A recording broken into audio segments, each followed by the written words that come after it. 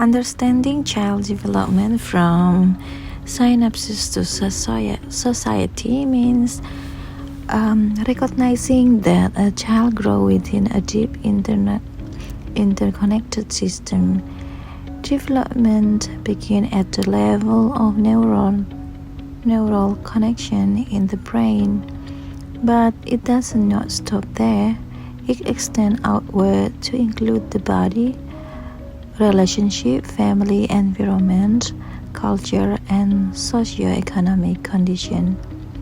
As a special need teacher, this perspective has changed the way I see it and support the children in classroom. Children development cannot be divided in isolated categories such as physical, cognitive, language, or socio-emotional growth. These domains are interconnected and influence one another continuously. And then a child's ability to regulate emotion affects learning.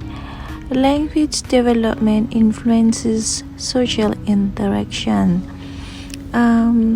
Motor skills support exploration and cognitive growth. So everything means is connected.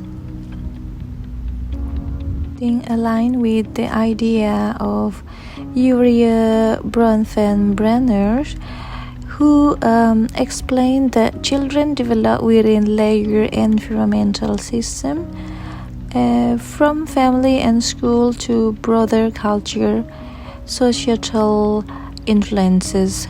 So it also reflects that the concept of probabilistic epigenesis introduced by Gilbert Gottlieb, which emphasized that genes and experience interact dynamically. As development is not determined by biology alone or environmental alone, but by the continuous interaction. Perspective, the development help improve development outcomes. For the motor developments play an important role as well. Material, it means they are not only strengthening muscle but also building cognitive understanding. Through movement, they learn also concepts such as space, balance, and cause effect, and problem solving. Another critical foundation, a language organized thought and help children regulate their behavior. Children also understand words through embodied experience. For example, when a child understands the word of jump because they have physically jumped. Language also connects directly to the sensory motor experience. When the children have a language delay, their frustration may appear as behavior challenges because they cannot express what they need or emotion effectively. And if we see in social emotional development, it integrates all of the aspects like emotional regulation is about linking to the executive brain function, which are essential for the attention. As a child who struggles emotionally may have difficulty learning interaction socially, or they have difficulty following classroom routine.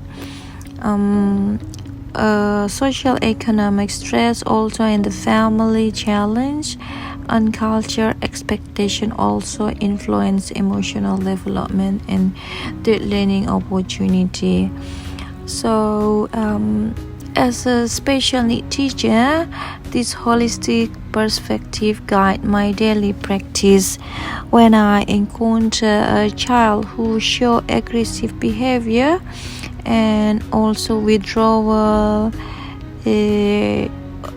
sometimes difficult focusing, then I no longer see that behavior as a simple problem to correct it, but instead I ask deeper questions like, is the child experiencing communication barriers, or are there emotional regulation difficulties, or some of them I could see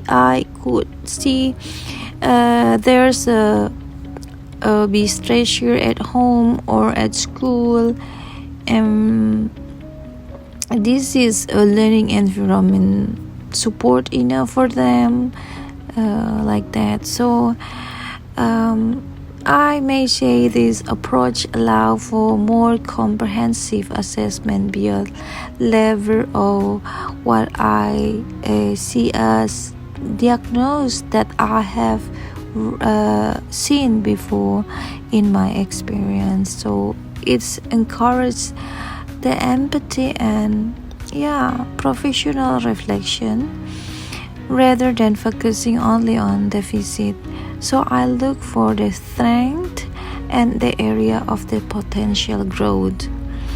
In my classroom, I integrate multiple developmental domains into learning activities. For example, playing the role-playing games support language development while also encouraging the children with social interaction and emotional control. Sensory motor activities also help children to regulate